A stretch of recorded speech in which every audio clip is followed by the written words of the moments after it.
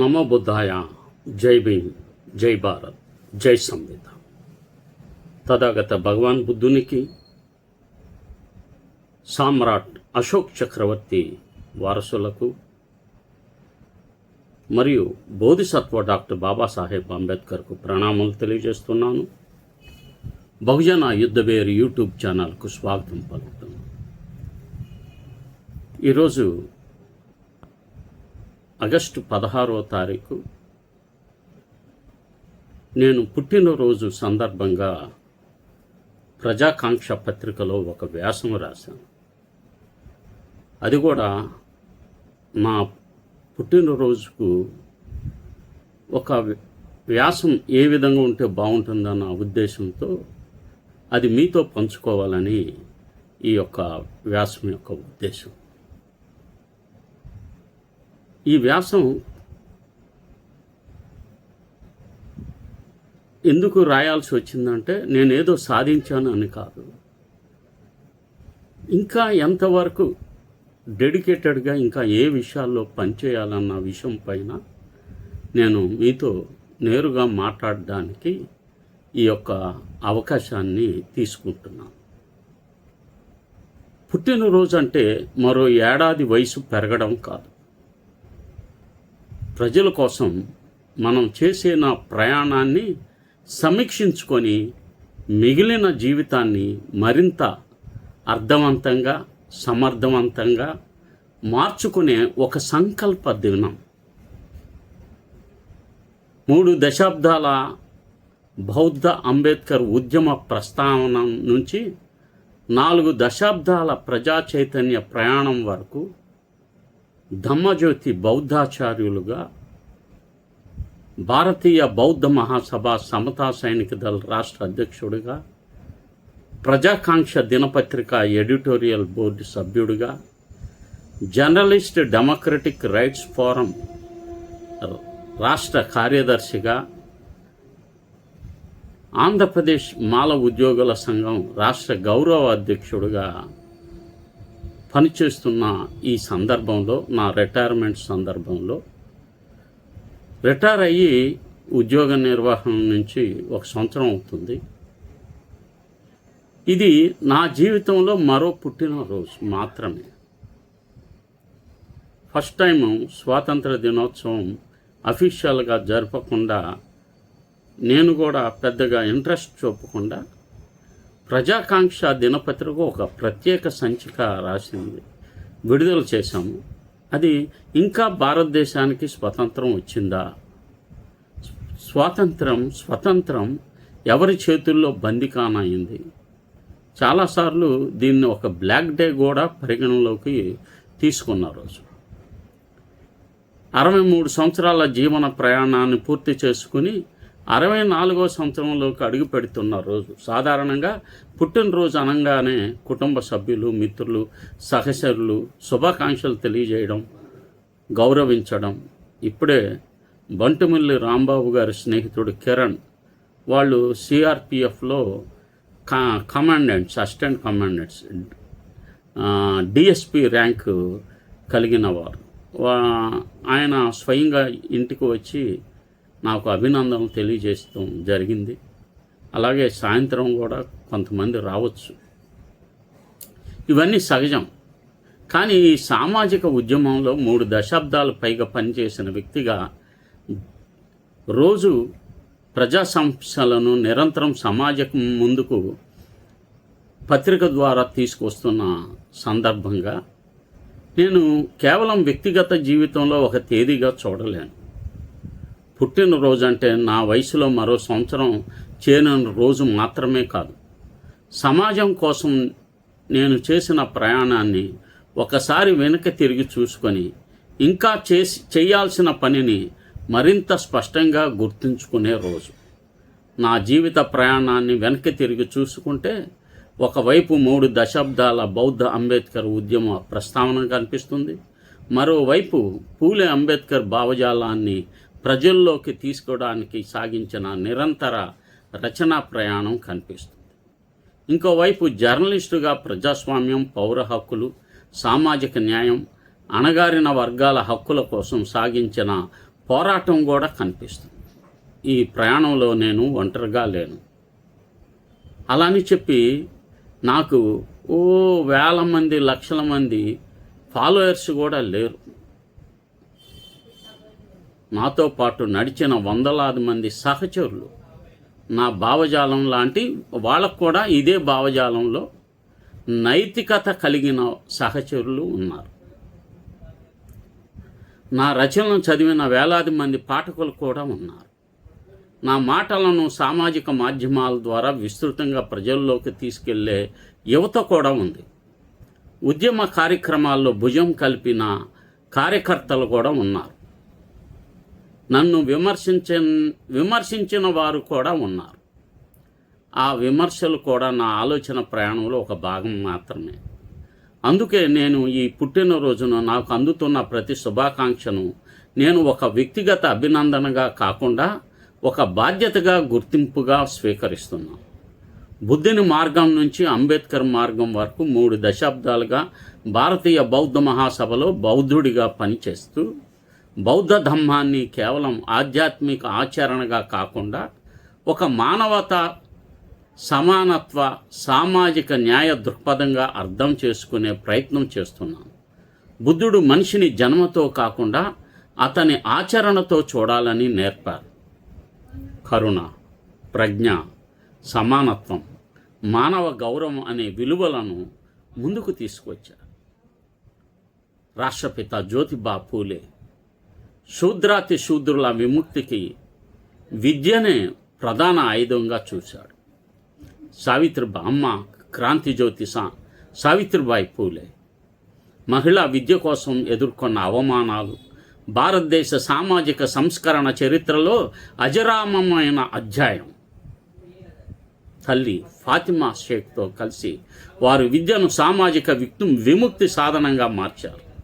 ఆ మహత్తర వారసత్వాన్ని ఆధునిక భారత రాజ్యాంగంతో అనుసంధానించిన అమరుడు, మహావ్యక్తి, విశ్వజ్ఞాని, విశ్వరత్న, ఒక సైంటిస్ట్, గొప్ప social scientist, Bodhisattva doctor Babasaheb Ambedkar.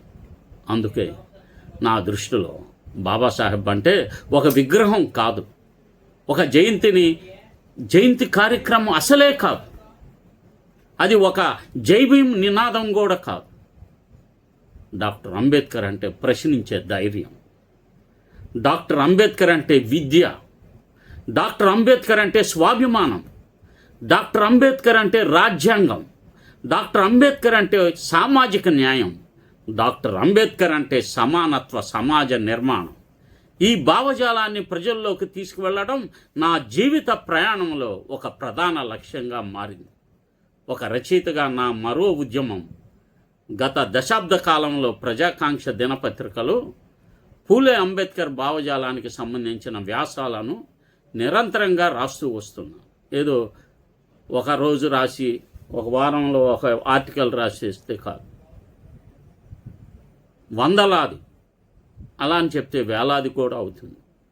ఆ రచనలు కేవలం ఒక వ్యక్తి అభిప్రాయాలు కాకుండా సమాజం తనను తాను ప్రశ్నించుకోవాల్సిన అంశాలుగా ఉండాలనే ప్రయత్నం చేశాను. కుల వ్యవస్థ, అంటరానితనం, సామాజిక వివక్ష, విద్య, రిజర్వేషన్లు, ఎస్సీ ఎస్టీ హక్కులు, బీసీల రాజకీయ ప్రాతినిధ్యం, మైనార్టీల భద్రత, మహిళల హక్కులు, ఉద్యోగుల సమస్యలు, రాజ్యాంగ పరిరక్షణ, ప్రజాస్వామ్య హక్కులు, ప్రభుత్వ విధానాల ప్రభావం, ఇలాగా అనేక అంశాలపై నిరంతరం రాస్తూ వచ్చాను. ప్రస్తుతం మాట్లాడుతున్నాను. ఆంధ్రప్రదేశ్లోని అనేక బహుజన పత్రికలు వివిధ సందర్భాల్లో వ్యాసాలకు స్థానం కల్పించాయి. తెలంగాణలో కొన్ని పత్రికలు కూడా నా వ్యాసాలను ప్రచురించాయి. గ్రేట్ తెలంగాణ, జ్ఞాన తెలంగాణ, అవి గుర్తున్నాయి. కొంతమంది ప్రచురిస్తారు, అవి ప్రచురించినట్లు కూడా చెప్పరు. పత్రికలో ప్రచురితమైన తర్వాత ఆ రచనలను సామాజిక మాధ్యమాల ద్వారా మరింత విస్తృతంగా ప్రజల్లోకి వెళ్తాయి. ఒకప్పుడు పత్రికలో ప్రచురమైన వ్యాసం కొద్దిమంది పాఠకులకే చేరేది. ఇప్పుడు అదే వ్యాసం సోషల్ మీడియా ద్వారా వేలాది మందికి చేరుతుంది. ఒక గ్రామంలో యువకుడు చదవవచ్చు, మరొక జిల్లాలోని కార్యకర్త చర్చించవచ్చు, మరో రాష్ట్రంలోని అంబేద్కర్వాది దానిని తన సహచరులతో పంచుకోవచ్చు. ఇదేదో బాగుందనే ట్రాన్స్లేట్ చేసి వాళ్ళ భాషలో కూడా ట్రాన్స్లేట్ చేయొచ్చు. ఈ మధ్య నా వ్యాసాలు మరాఠీలోకి, గుజరాతీలోకి కూడా ట్రాన్స్లేట్ అవుతున్నాయి, కర్ణాటకలో కూడా ట్రాన్స్లేట్ అవుతున్నాయని సోదరులు చెప్తున్నారు. ఇదే నేటి ప్రజా జర్నలిజం యొక్క కొత్త శక్తి. రచన ఒక కాగితంపై ముద్రితమైన అక్షరం మాత్రమే కాదు, సరైన సమయంలో సరైన ప్రశ్నను ప్రజల ముందు ఉంచగలిగితే అది ఒక సామాజిక ఉద్యమానికి నాంది. ప్రజాకాంక్ష నాకు కేవలం ఒక పత్రిక కాదు, ఇతర బహుజన పత్రికలంటే నాకు అత్యంత గౌరవం. ఒకప్పుడు కరపత్రాలు రాసేవాడిని, చాలామందికి సభల్లో పంచేవాడిని. తర్వాత సమాంతర బహుజన కరటాలు లాంటి బహుజన మంత్లీ మ్యాగజైన్స్లో రాసేవాడిని. నీలి జెండాలో కూడా రాసినట్టు గుర్తు. ఇంకా ఒక బీసీ పత్రిక ఉండేది, బహుజన పత్రిక ఇది పేరు. తదుపరి రోజు రాయటం మొదలుపెట్టిన తర్వాత మన భూమి, సత్యనారాయణ గారు, వెలుగుజ్యోతి, వజ్రభారతి, గ్రేటర్ తెలంగాణ, జ్ఞాన తెలంగాణ, స్వయం కృషి, భీమోదయం, కృష్ణా డెల్టా, న్యూస్ రైట్, నేటి వార్త, బొంతు సుబ్బరాయుడు గారు ప్రచురించే మిత్రుడైన బహుజన పత్రిక మరియు ఇతర పత్రికలు. కొన్నిసార్లు కొందరు నేను రాసే వ్యాసాలు ప్రచురించకపోవచ్చు, చాలా నిడివి ఎక్కువ అని చాలామంది ప్రచురించడం లేదు. సరే, అది దాన్ని కాదనుకుంటున్నాం. ఎందుకంటే నిడివి ఎంతున్నా అది ప్రజాకాంక్షలో వస్తుంది, పేజీలుగా వస్తుంది. ఒకే వ్యాసం 2 పేజీలు ఫుల్ పేజీలు కూడా ప్రచురిస్తారు. నా రచనా ప్రయాణంలో ప్రజాకాంక్ష దినపత్రికకు ప్రత్యేక స్థానం ఉంది. గత దశాబ్దాలుగా కాలంగా పూలే అంబేద్కర్ భావజాలానికి సంబంధించిన అనేక వ్యాసాలను నిరంతరం ప్రచురించడానికి అవకాశం కల్పించిన పత్రికగా ప్రజాకాంక్ష నాకు ఒక వేదిక మాత్రమే కాదు, ఒక బాధ్యతను అప్పగించిన సంస్థ. ప్రజాకాంక్ష ప్రధాన సంపాదకులు అన్నయ్య పోలతోట కృష్ణ గారు, మా సిస్టర్ కుముద్వతి పత్రిక ద్వారా సామాజిక న్యాయం, ప్రజాస్వామ్యం, బహుజన సమస్యలు, అణగారిన వర్గాల హక్కులకు సంబంధించిన అంశాలకు ప్రాధాన్యత కల్పిస్తూ వస్తున్నారు. మా మధ్య వైరుధ్యాలు వ్యక్తిగతమైనవి కావు, ఎవరితో అయినా. కొన్నిసార్లు నేను రాసిన వ్యాసం ఈ మధ్య గుర్తుంది ఏంటంటే, తుపాకీ గొట్టం ద్వారా రాజ్యం వస్తుంది అన్న దానికి వ్యతిరేకంగా రాశాను. ఒక నక్సలైట్ దున్నేవానిదే భూమి, దానికి వ్యతిరేకంగా రాశాను. అన్నయ్య ఎయిలా, ఎందుకంటే ఆయన మావోయిస్ట్ బ్యాక్గ్రౌండ్ నుంచి జనస్రవంతిలోకి వచ్చారు, కానీ అవి వేరే వాళ్ళు వేశారు. అంటే ఆయన కొన్ని మావోయిస్టు భావజాలంలో లెఫ్ట్ ఐడియాలజీ కలిగి బహుజన ఐడియాలజీని మిళితం చేస్తున్న వ్యక్తి. అది ఆయన అయినంత మాత్రాన్ని నేనేమి ఆయన తక్కువగా భావించాను. ఆయన పత్రికలో ఆ అంశం రాకూడదని, అంటే స్వయంగా తను ఇన్ని సంవత్సరాలు ఆ జీవన కాలంలో ఒక భావజాలాన్ని ప్రచారం చేస్తున్న పత్రిక దాన్ని పూర్తిగా వ్యతిరేకిస్తూ ప్రచురించడం ఆయనకి మనసు కష్టంగా కల్పించి వేయలేదు. కానీ దానిని ఇప్పుడు నాకు లెఫ్ట్ ఐడియాలజీ లేదు, నేను బోర్న్ అండ్ బ్రాటప్ ఫ్రెష్గా పూలే అంబేద్కర్ భావజాలం బ్యాంసెఫ్ నుంచి వచ్చిన వ్యక్తిని. కనుక నా లైన్ ఆఫ్ థాట్ వేరేగాను, వేరే వాళ్ళది భిన్నంగా ఉంటుంది. నేను జీర్ణించుకోలేను ఈ లెఫ్ట్ ఐడియాలజీని, అసలు నాకు ఇష్టం ఉండదు. ఎందుకు ఇష్టం అంటే దాని మీద, అది కమ్యూనిజం మీద కోపంతో కాదు, ఎటువంటి పరిస్థితుల్లో కాదు. కమ్యూనిజం అంటే ఏంగెల్స్ గారు చెప్పిన డెఫినేషన్ ఏంటంటే, తెలుగులో సులభంగా అర్థం అవ్వడానికి, శ్రామికులను పాలకులుగా మార్చడమే కమ్యూనిజం యొక్క ముఖ్యమైన ఎజెండా, లక్ష్యం. శ్రామికులను అంటే ఇతర దేశాల్లో అయితే వాళ్ళు 2 వర్గాలు, పేదవారు, ధనికులు. పేదవారిని పాలకులుగా మార్చడం అనేది కమ్యూనిజం యొక్క ముఖ్య ఉద్దేశం. అదే మార్క్స్ చెప్పిన సిద్ధాంతం. ఇక్కడ శ్రామికులు అనేవాళ్ళు ఎవరు?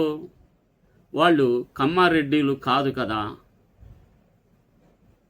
కనుక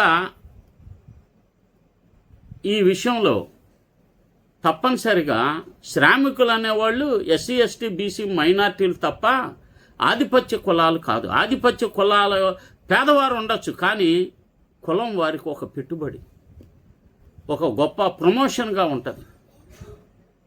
క్యాస్ట్ కూడా వారికి పెట్టుబడిగానే ఉంటుంది. కనుక ఇక్కడ వర్గ దృక్పథంతోనే ప్రతిదీ చూడటం వల్ల నేను ఇష్టపడకపోవచ్చు. అంత మాత్రం చేత నాకెవరు శత్రువులు అని కాదు. నేను పూలే అంబేద్కర్ భావజాలంలో పుట్టి దాని ద్వారా పనిచేస్తున్న వ్యక్తిని. అదే సమయంలో ప్రజాకాంక్ష పత్రికా పాఠకులు, రచయితలు, సహచరులు, సిబ్బంది అందరికీ నా కృతజ్ఞతలు తెలియజేస్తున్నాను. ఈరోజు ఫ్రంట్ పేజీలోనే ఒక పెద్ద ఆర్టికల్ వాళ్ళు రాసి పెట్టారు. దానివలన అంటే మెయిన్ పేజీలోనే వాళ్ళు స్టాఫ్ అంతా కలిసి నాకు శుభాకాంక్షలు తెలిపారు. ఒక రచయితను రచయితగా నిలబెట్టేది అతని కలం మాత్రమే కాదు, ఆ కలం రాసిన మాటలను చదివి ఆలోచించే పాఠకుడు కూడా చాలా ముఖ్యం. జర్నలిజం నాకు ఉద్యోగం కాదు, ప్రజాస్వామ్య బాధ్యత. Journalist democratic rights forum Andhra Pradesh రాష్ట్ర కార్యదర్శిగా పనిచేస్తున్న సందర్భంలో ప్రజాస్వామ్య హక్కులు, పౌర హక్కులు, భావ ప్రకటన స్వేచ్ఛ, సామాజిక న్యాయం వంటి అంశాలపై మరింత విస్తృతంగా పనిచేసే అవకాశం లభించింది. మొన్న రావణ్ను అరెస్ట్ చేసినప్పుడు పౌర హక్కుల సంఘాలతో మేము జేడీఆర్ఎఫ్గా జర్నలిస్ట్ డెమోక్రటిక్ రైట్స్ ఫోరం తరఫున విజయవాడ ప్రెస్ క్లబ్లో రౌండ్ టేబుల్ సమావేశం నిర్వహించామన్న విషయాన్ని మీకు గుర్తు చేస్తున్నాను. ఈ బీజేపీ ఎంపీలు జర్నలిస్టుల మీద దాడులు చేసిన వాటిని మేము ఖండిస్తూ మా యొక్క గొంతును వినిపిస్తున్నాం.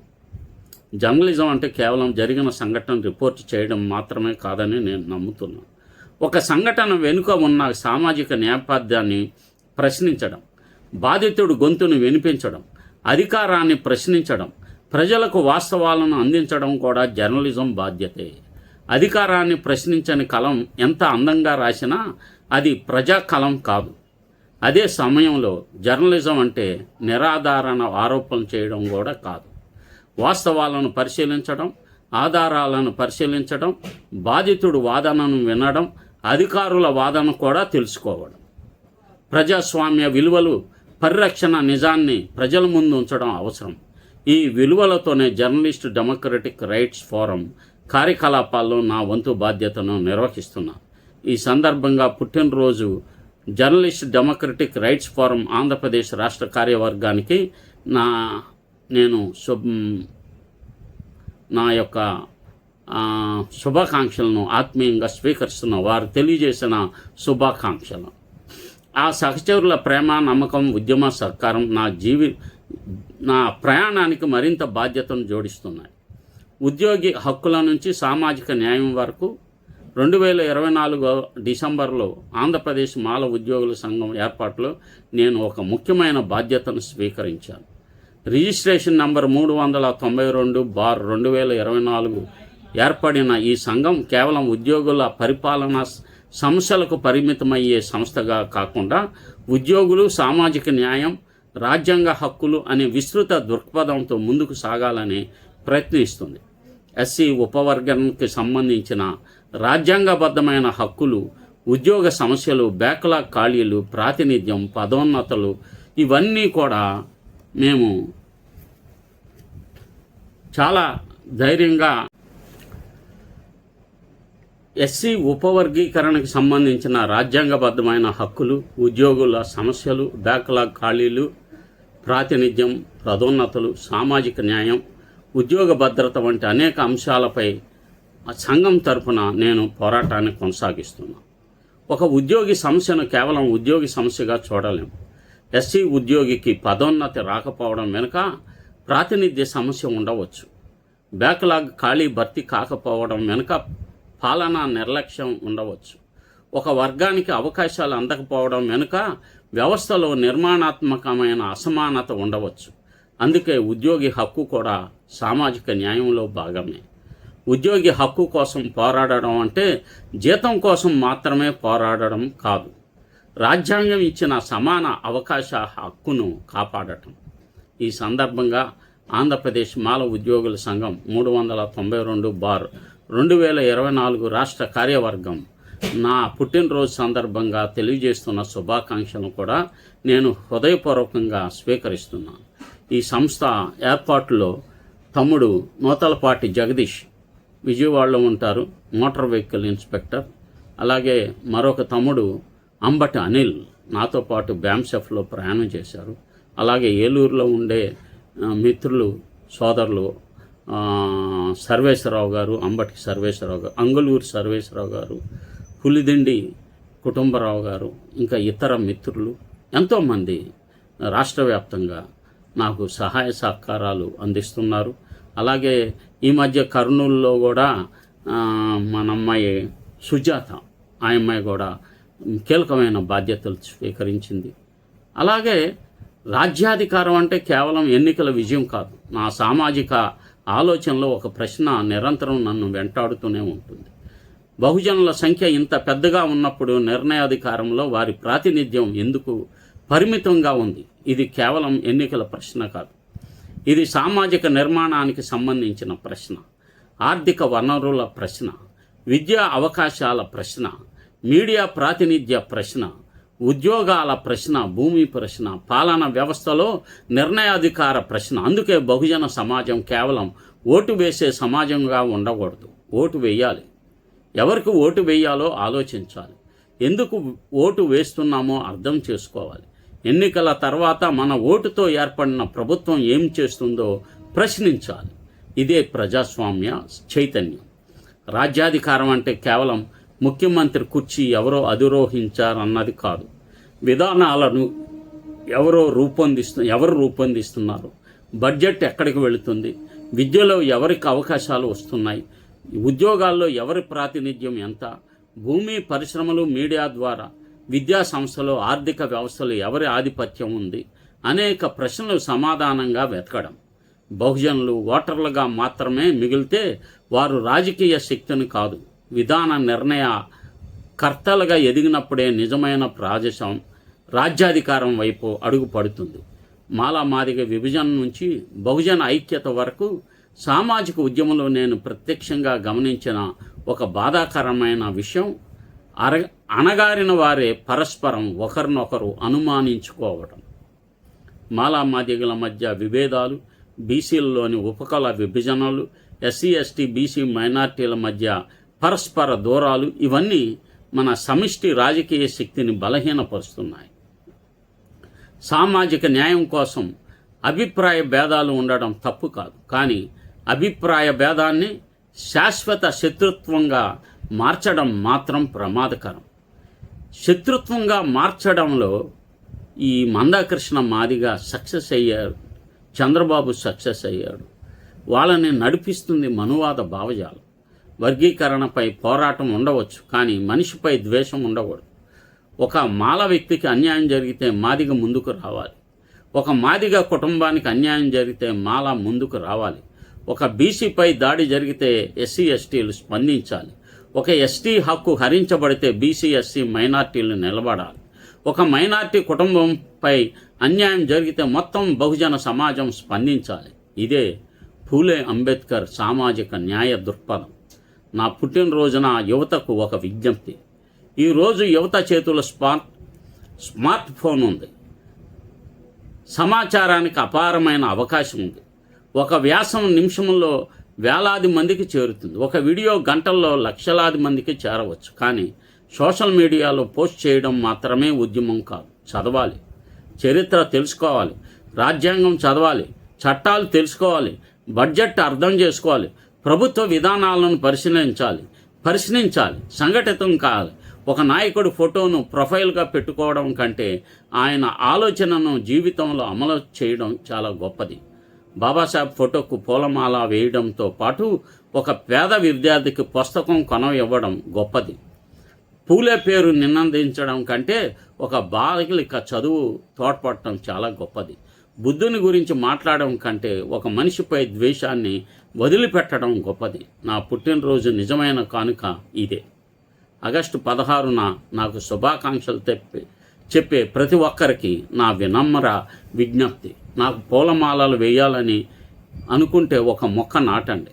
నన్ను అభినందించాలని అనుకుంటే ఒక పేద విద్యార్థిని చదివించండి. నా రచనలు ఇష్టపడితే వాటిని చదివించండి. ఆలోచించండి, చర్చించండి. నా ఉద్యమాన్ని గౌరవిస్తే, నేను చేస్తున్న ఉద్యమాన్ని గౌరవిస్తే రాజ్యాంగాన్ని చదవండి.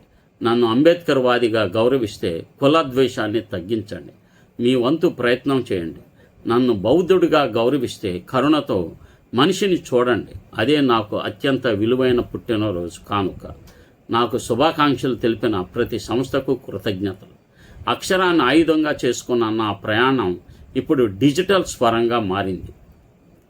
బహుజన యుద్ధబేరు యూట్యూబ్ ఛానల్ ద్వారా ఇప్పటికే 555 వీడియోలను ప్రజలకు అందిస్తూ పూలే అంబేద్కర్ బుద్ధుడు రాజ్యాంగ భావజాలాన్ని అణగారిన, అణిచివేయబడిన వర్గాలకు మధ్య విస్తరించే ప్రయత్నం కొనసాగిస్తున్నా. ముద్రిత అక్షరం ఒక ఇంటికి చేరితే డిజిటల్ స్వరం వేల ఇళ్లకు చేరుతుంది. అందుకే నా కలం ఆగలేదు, నా స్వరం ఆగలేదు, నా సామాజిక ప్రయాణం కూడా ఆగలేదు. 3 దశాబ్దాల ఉద్యమ జీవితం కళ కాషాయం కాదు, దమ్మ వస్త్రం, బహుజన చైతన్యం, జర్నలిజం, సామాజిక పోరాటం, డిజిటల్ ప్రచారం. ఈ పుట్టినరోజు సందర్భంగా ప్రజాకాంక్ష దినపత్రిక ప్రధాన సంపాదకులు పూలతోట కృష్ణ గారు, ప్రజాకాంక్ష ప్రతి కుటుంబం మరియు పాఠకులు, అలాగే journalist democratic rights forum Andhra Pradesh రాష్ట్ర కార్యవర్గం, నా ఉద్యమ సహచరులకు, ముఖ్యంగా బౌద్ధ సమాజానికి చెందిన సహచరులు, భారతీయ బౌద్ధ మహాసభ మరియు సమతా సైనిక దళ కార్యకర్తలకి నేను నా జైభీములు తెలియజేస్తున్నాను. ఈ సందర్భంగా మహోపాసిక మీరాతాయి అంబేద్కర్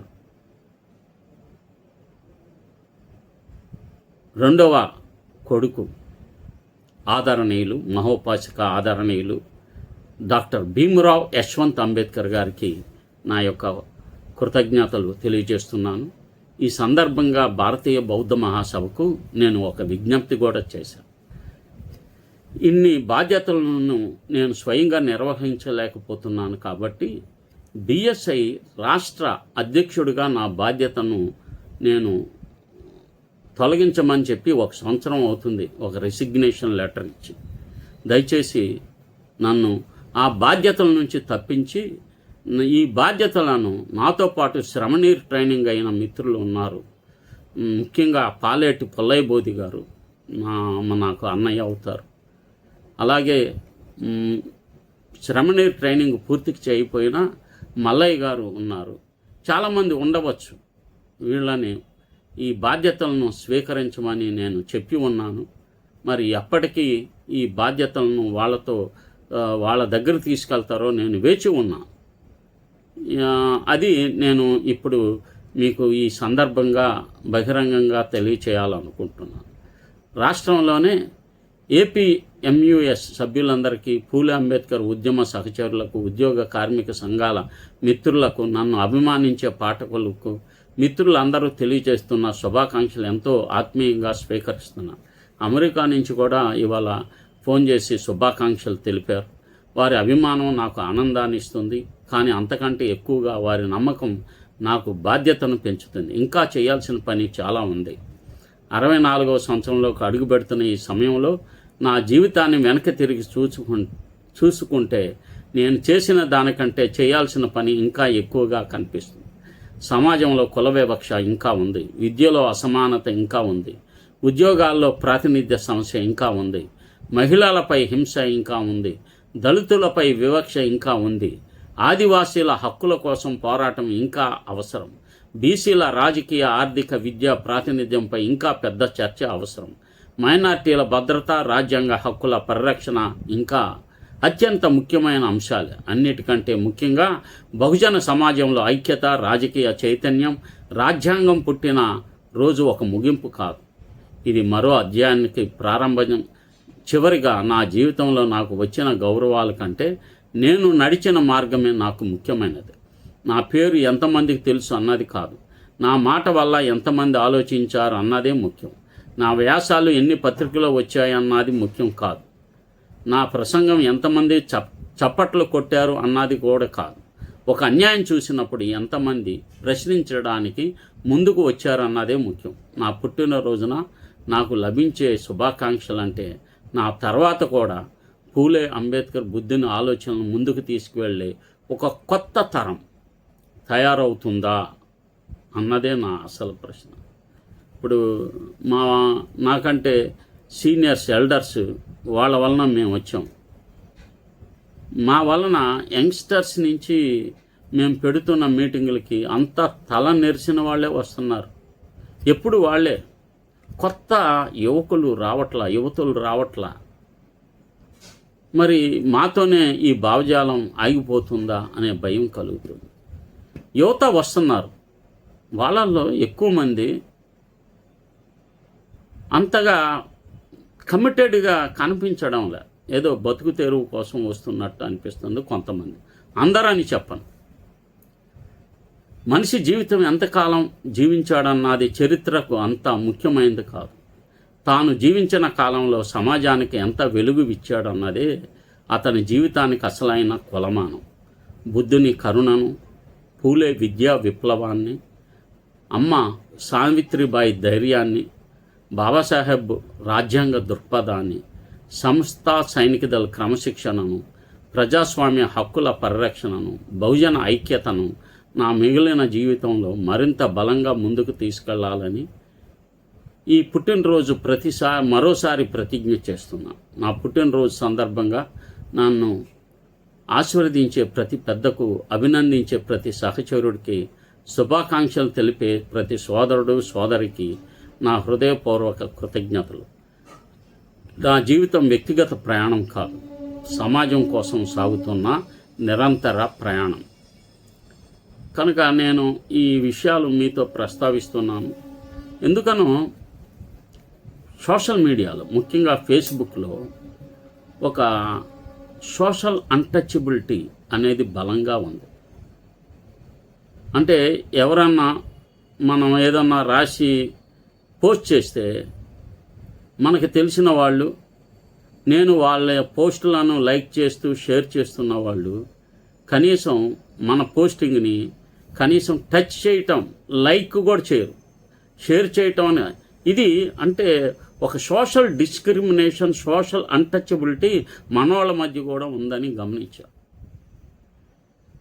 చాలామంది వాట్సాప్స్ నుండి నన్ను తొలగించారు. వాళ్ళే యాడ్ చేసుకుంటారు. కాదండి, చాలా పెద్ద వ్యాసాలు అయిపోయినాయండి, చాలా పోస్టింగ్స్ వస్తున్నాయి, అందుకనే తొలగిస్తున్నామని చెప్పేవాళ్ళు కొంతమంది. అలా కాకుండా అసలు ఏం చెప్పకుండా తొలగించేవాళ్ళు మరికొంతమంది.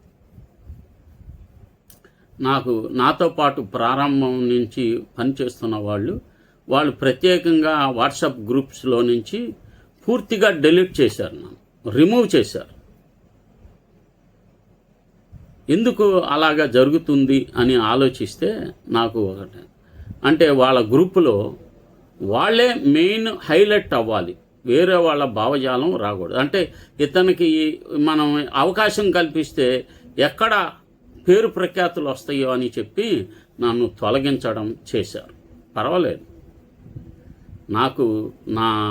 నేను అందుకనే ప్రతి అంశంలో ఒక బహుజన యుద్ధవేరు యూట్యూబ్ ఛానల్ పెట్టుకొని దాని ద్వారా ప్రచారం చేస్తున్నాను.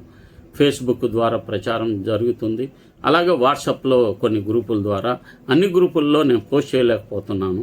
కనుక నేను ఏదన్నా ఒక గ్రూపు ఉంటే దానికి అడ్మిన్గా ఇస్తే నేను వాళ్ళని కమ్యూనిటీ గ్రూపులో యాడ్ చేసుకొని నేను వాళ్ళకు మాత్రమే వ్యక్తిగతంగా మనం పోస్ట్ చేస్తున్నాను. అంటే ఈ అన్టచబిలిటీ కూడా వాళ్ళు చెప్పే, అంటే ఎవరో ఆధిపత్య కులాలు అన్టచబిలిటీ చూపిస్తే, డిస్క్రిమినేషన్ చూపిస్తే, అంటే అంతర్గతంగా కూడా ఇంటలెక్చువల్ అన్టచబిలిటీ, డిస్క్రిమినేషను మనవాళ్ళు చూపించడంలో పెద్ద విశేషం ఏం కాదు.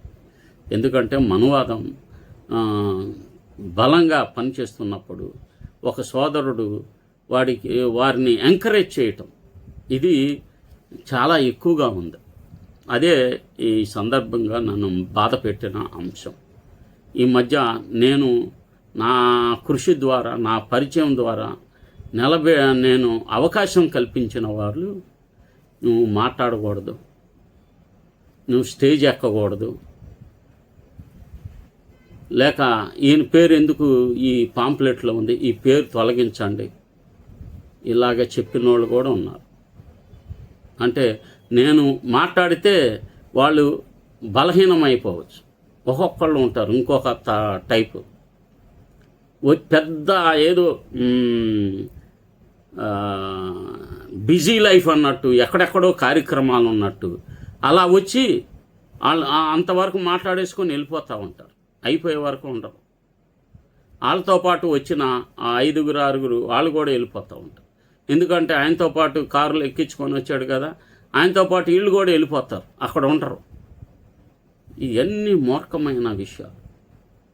ఏదన్నా ప్రయత్నం చేస్తున్నాం అనుకోండి కొంతమందిని కలపటానికి, రాజకీయంగా వీళ్ళు సొంత, అసలుకి వీళ్ళ ఉద్దేశం, వీళ్ళు రాజకీయంగా వచ్చింది దేనికోసం అంటే ఇతర పార్టీల్లో తాము నిలబడటానికి కోసం వచ్చినట్టుగా కనిపిస్తుంది. అందులో వాస్తవం ఉండొచ్చు, వాస్తవం లేకపోవచ్చు. అంటే మీరు చేస్తున్న ప్రయత్నాలు, అంటే మీరు చేస్తున్న పనులు, మీ మాటల వెనుక ఎవరి పరమార్థం ఉందో, ఎవరి బెనిఫిట్స్ ఉన్నాయో అది తెలుసుకోలేనంతకాలం ప్రజలు మోసపోతూనే ఉంటారని. మీరు ప్రత్యక్షంగా కొట్లాడాలనుకుంటున్నారా, లేదా దీన్ని చూపించి మీరు పాలక కులాల చెంచాలుగా ఆ అవకాశాలను అందిపుచ్చుకోవాలనుకుంటున్నారా, నిర్ణయించుకోండి. అంతేగాని మీరు మీ యొక్క విషయాలను కనిపెట్టలేనంత పరిస్థితుల్లో అయితే లేము. ఇన్ని సంవత్సరాల జీవిత కాలంలో మనుషుల్ని, వాళ్ళ యొక్క తత్వాలని, రాజకీయంగా వాళ్ళ యొక్క